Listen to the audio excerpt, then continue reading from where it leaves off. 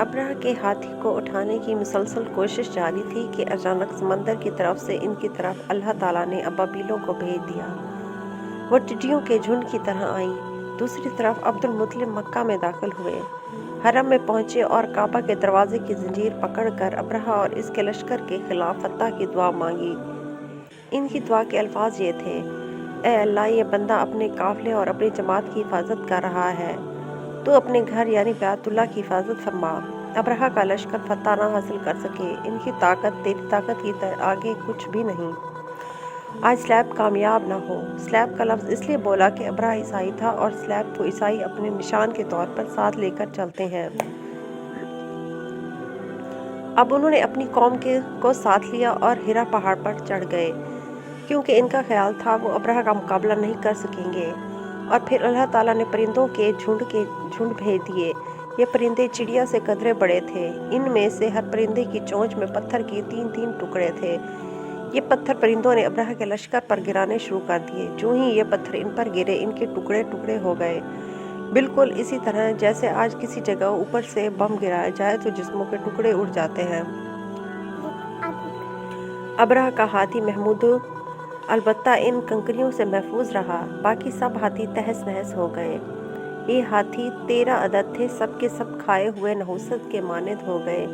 जैसा कि सूरतुल फील में आता है, अब्रहा और इसके कुछ साथी तबाही का ये मंजर देखकर बुरी तरह भागे, लेकिन परिंदों ने इनको भी न छोड़ा। अब्रहा के बारे में तबकात में लिखा है कि इसके जिस्म का एक एक उज़ू अलग होकर गिरता चला गया, यानी वो भाग रहा था और इसके जिस्म का एक एक हिस्सा अलग होकर गिर रहा था। दूसरी तरफ अब्दुल मुत्तलिब इस इंतज़ार में थे कि कब हमला होता है, लेकिन हमला आवर जब मक्का में दाखिल ना हुए तो वो हालात मालूम करने के लिए नीचे उतरे। मक्का से बाहर निकले तब उन्होंने देखा सारा लश्कर तबाह हो चुका है। खूब माल गनीमत इनके हाथ लगा, बेशुमार सामान हाथ आया। माल में सोना चांदी भी बेतहाशा था। लश्कर में से कुछ लोग ऐसे भी थे जो वापस नहीं भागे थे, ये मक्का में रह गए थे। इनमें अब्रहा के हाथी का महावत भी था, जो महमूद को आगे लाने से नाकाम रहा था। हमारे नबी हज़रत मोहम्मद सल्लल्लाहु अलैहि वसल्लम इस वाक़े के चंद दिन बाद पैदा हुए। आप जिस मकान में पैदा हुए वो सफ़ा पहाड़ी के करीब था। हज़रत काब अहबार रज़ियल्लाहु अन्हा रवायत करते हैं कि मैंने तौरात में पढ़ा था कि रसूलुल्लाह सल्लल्लाहु अलैहि वसल्लम की पैदाइश मक्का में होगी। यह काब पहले यहूदी थे, इसलिए तौरात पढ़ा करते थे।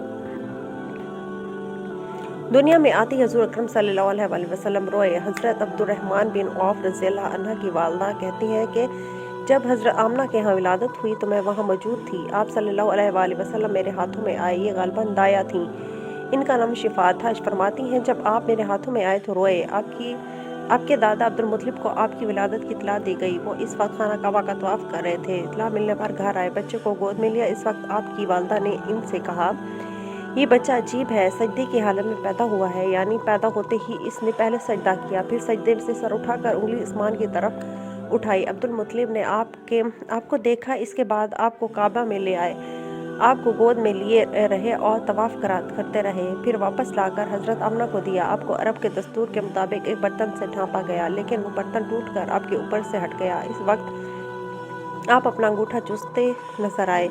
इस मौके पर शैतान बुरी तरह चीखा। तफसीर इब्न मुखल्लिद में है कि शैतान सिर्फ 4 मरतबा चीखा। पहली बार इस वक्त जब अल्लाह ताला ने इसे मालूम ठहराया, दूसरी बार इस वक्त जब इसे ज़मीन पर उतारा गया, तीसरी बार इस वक्त जब चीखा जब हज़रत सल्लल्लाहु अलैहि वसल्लम की पैदाइश हुई, और चौथी मरतबा इस वक्त जब नबी करीम सल्लल्लाहु अलैहि वसल्लम सूरत फातिहा नाज़िल हुई। इस मौके पर हज़रत हस्सान बिन साबित रज़ियल्लाहु अन्हु कहते हैं, मैं 8 साल का था, जो कुछ देखता और सुनता था इसको समझता था। एक सुबह मैंने यसरब यानी मदीना मुनव्वरा में एक यहूदी को देखा। वो एक ऊंचे टीले पर चढ़कर चिल्ला रहा था। लोग इस यहूदी के गिर्द जमा हो गए और बोले, क्या बात है, क्यों चीख रहे हो? यहूदी ने जवाब दिया, अहमद का सितारा तुलू हो गया और वो आज रात पैदा हो गए हैं। हज़रत हस्सान बिन साबित रज़ियल्लाहु अन्हु बाद से में 60 साल की उम्र में मुसलमान हुए थे। 120 साल की उम्र में उन्होंने वफ़ात पाई। गोया ईमान की हालत में 60 साल जिंदा रहे। बहुत अच्छे शायर थे। नबी करीम सल्लल्लाहु अलैहि वसल्लम के अपने अशार में तारीफ़ किया करते थे और दुश्मनों की बुराई अशार में बयान करते थे। ग़ज़वात के मौके पर अशार के ज़रिए मुसलमानों को जोश दिलाते थे। इसी बुनियाद पर इन्हें शायर रसूल का खिताब मिला था। हज़रत काब अहबार रज़ियल्लाहु अन्हु फरमाते हैं कि मैंने तौरात में पढ़ा है कि अल्लाह ताला ने हज़रत मूसा अलैहिस्सलाम को हज़रत सल्लल्लाहु अलैहि वसल्लम की विलादत के वक्त की खबर दे दी थी। اور حضرت موسیٰ علیہ السلام نے اپنی قوم بنی اسرائیل کو اس کی اطلاع دے دی تھی۔ اس سلسلے میں انہوں نے فرمایا تھا کہ تمہارے نزدیک جو مشہور چمکدار ستارہ ہے، جب وہ حرکت میں آئے گا تو وہی وقت رسول اللہ صلی اللہ علیہ وسلم کی پیدائش کا ہوگا۔ یہ خبر بنی اسرائیل کی علماء ایک دوسرے کو دیتے چلے آئے تھے، اور اس طرح بنی اسرائیل کو بھی حضرت کی ولادت کا وقت یعنی اس کی علامت معلوم تھی۔ حضرت عائشہ رضی اللہ تعالیٰ عنہ سے روایت ہے کہ ایک یہودی عالم مکہ میں رہتا تھا۔ جب وہ رات آئی جس نبی حضرت صلی اللہ علیہ وسلم پیدا ہوئے تو وہ قریش کے ایک مجلس میں بیٹھا تھا۔ اس نے کہا کہ تمہارے ہاں کوئی بچہ پیدا ہوا ہے؟ لوگوں نے کہا ہمیں تو معلوم نہیں۔ اس پر اس یہودی نے کہا میں جو کچھ کہتا ہوں اسے اچھی طرح سن لو۔ آج اس امت کا آخری نبی پیدا ہو گیا ہے، اور قریش کے لوگوں وہ تم میں سے ہے، یعنی وہ قریشی ہے۔ اس کے کندھے کے پاس ایک علامت ہے، یعنی مہر نبوت۔ اس میں بہت زیادہ بال ہیں، یعنی گھنے بال ہیں، اور یہ نبوت کا نشان ہے، نبوت کی دلیل ہے۔ اس بچے کی ایک علامت یہ ہے کہ وہ 2 رات تک دودھ نہیں پیے گا۔ ان باتوں کا ذکر اس کی نبوت کی علامت کے طور پر پرانی کتب میں موجود ہے۔ علامہ ابن حجر نے لکھا ہے کہ یہ بات درست ہے، آپ نے 2 دن تک دودھ نہیں پیا تھا۔ یہودی عالم یہ باتیں بتائیں تو لوگ وہاں سے اٹھ گئے۔ انہیں یہودی کی باتیں سن کر بہت حیرت ہوئی۔